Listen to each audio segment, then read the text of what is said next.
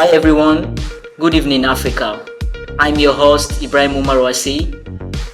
You're watching Politics Inside. The world woke up today to a shock wave from Washington DC. Donald Trump, the man who thrives on economic warfare, has declared what he called Liberation Day. A day not for freedom, but of fire. A trade war unlike anything we have seen before.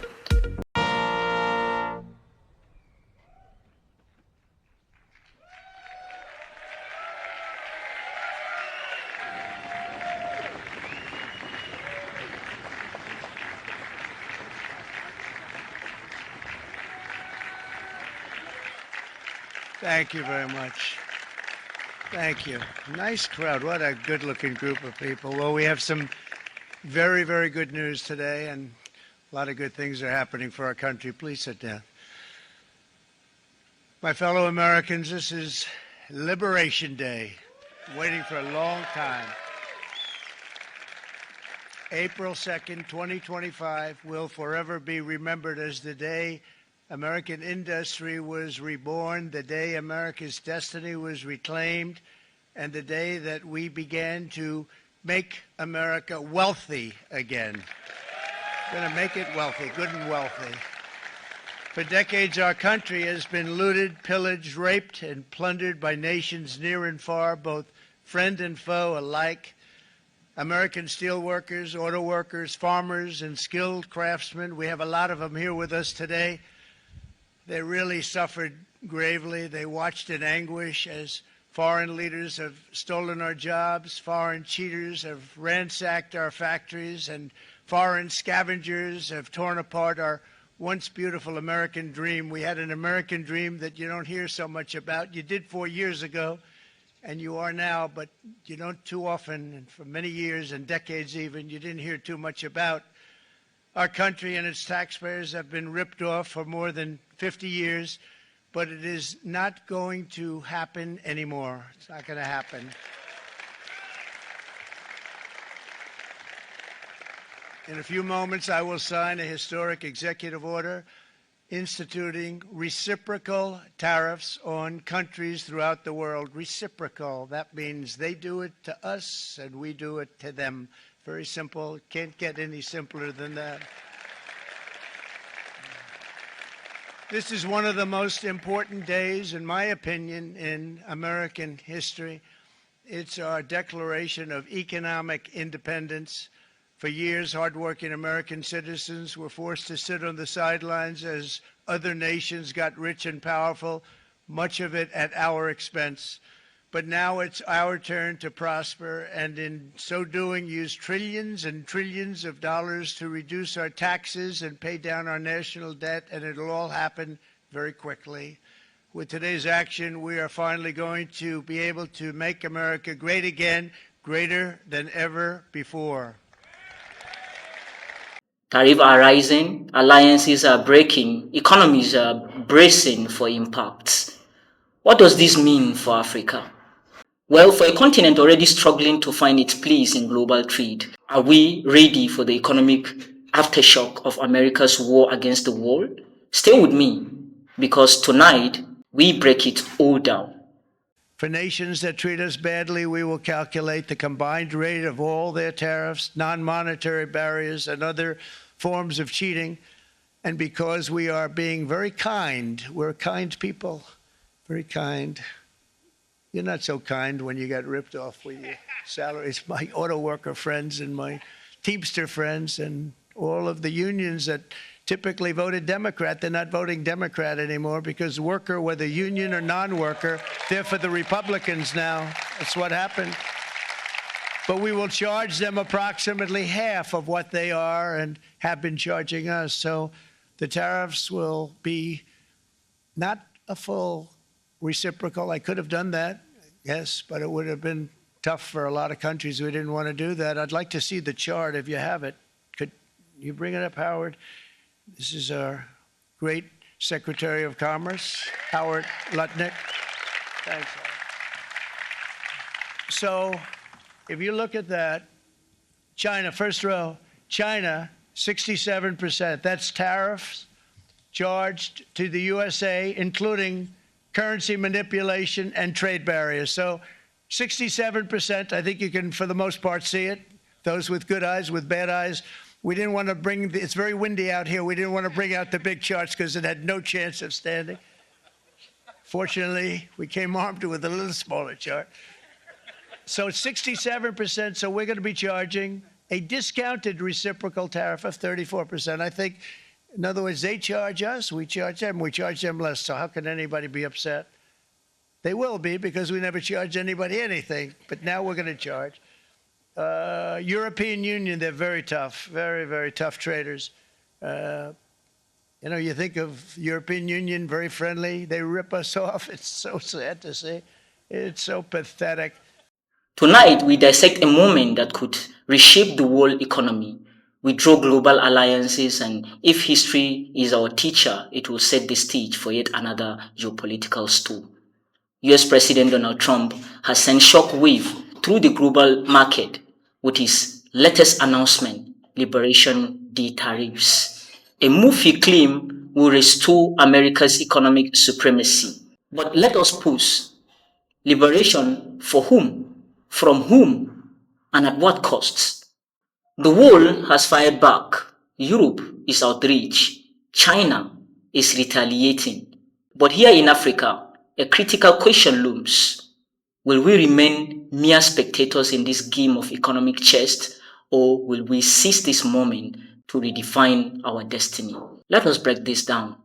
Trump tariffs aim to penalize manufacturing powerhouse China, Mexico, and even the European Union. But Africa, we are caught in the crossfire. Nigeria, South Africa, Kenya, our economies have grown increasingly reliant on Chinese inputs, European technology, and American consumer market. These tariffs will drive up the cost of goods, disrupt supply chains, and, mark my words, destabilize many of our emerging industries. Take Nigeria's automobile assembly sector. Many of our components come from China. If the US hikes tariff on Chinese exports, China will push costs down the line, straight to us. And let's talk about cocoa, the lifeblood of Ghana and Cote d'Ivoire's economy. The US buys billions in African cocoa, but if Europeans and Asian chocolate manufacturers face tariff-induced losses, demand will plummet, leaving Africa in yet another economic chokehold. So I ask again, liberation for whom? President Trump's announcement of universal tariffs on the whole world, including the European Union, is a major blow to the world economy. I deeply regret this choice. Let's be clear-eyed about the immense consequences. The global economy will massively suffer. Uncertainty will spiral and trigger the rise of further protectionism. The consequences will be dire for millions of people around the globe, also for the most vulnerable countries, which are now subject to some of the highest US tariffs. The opposite of what we wanted to achieve. The tariffs will also hurt consumers around the world. It will be felt immediately. Millions of citizens will face higher grocery bills. Medication will cost more, as well as transportation. Inflation will go up. And this is hurting in particular the most vulnerable citizens. All businesses, big and small, will suffer from day one, from greater uncertainty to the disruption of supply chains, to burdensome bureaucracy. The costs of doing business with the United States will drastically increase. And what is more, there seems to be no order in the disorder, no clear path through the complexity and chaos that is being created as all US trading partners are hit. In the past 80 years, trade between the European Union and the United States has created millions of jobs. Consumers across the Atlantic have benefited from reduced prices.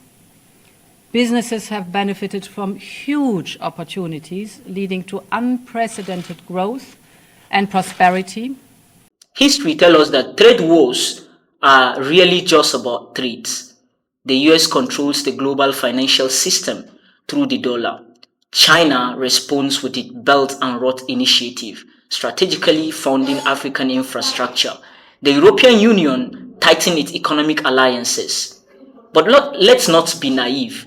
Behind every tariff, there is a warship. Behind every trade sanction, there is a military alliances. Trump is signaling the world that America will use economic warfare as an extension of its military strategy.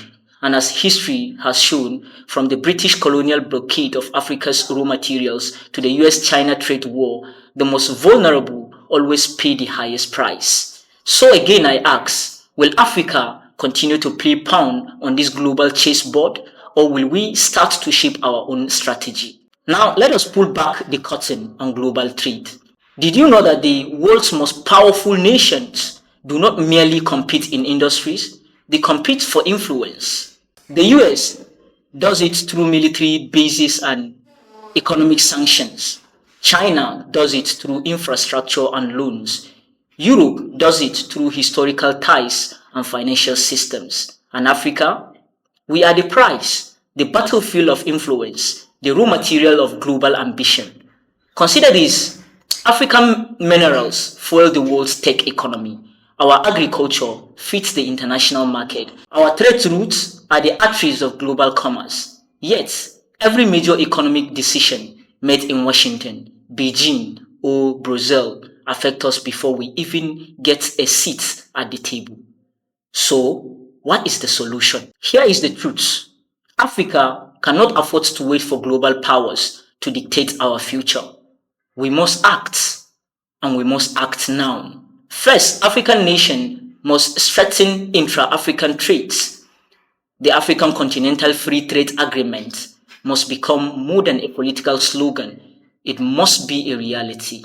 If the world shut us out, we must turn inward and build economic resilience. Second, we must invest in homegrown manufacturing. Let's produce the cars, the machinery, and the technology we import. Let's build industries that are shielded from Western or Eastern tariff battles. And third, we must move beyond raw material exports.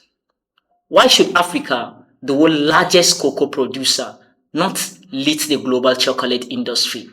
Why should our lithium mines fuel Western tech companies, which we own no African smartphone brands? This is not just an economic strategy. It is a matter of survival. Africa must ask itself, who are we? A continent of limitless potential or a marketplace for foreign interests? What do we stand for? Economic dependency or self-sufficiency?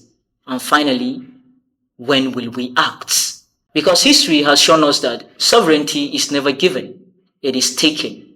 Strength is never granted, it is built. An identity is defined not by what we inherit, but by what we create. Africa, the world is shifting. Power is shifting. The question is where? Where will we stand when the dust settles? Africa stands at the crossroads. We have been spectators for far too long, watching as global powers dictate the rules of trade, deciding who prosper and who perish. But what if we change the scripts? The world may fire back at Trump, but Africa must fire back forward by strengthening regional trade, investing in our industries, and demanding fairness, not favors. Because in the aim, it is not America's Liberation Day that matters. It is Africa's. And the real question is, when will we declare ours? The world is watching. The future is uncertain. The question is, will Africa rise, or will we repeat history once again? Thank you for watching. I remain Ibrahim Umar Wasi, signing off.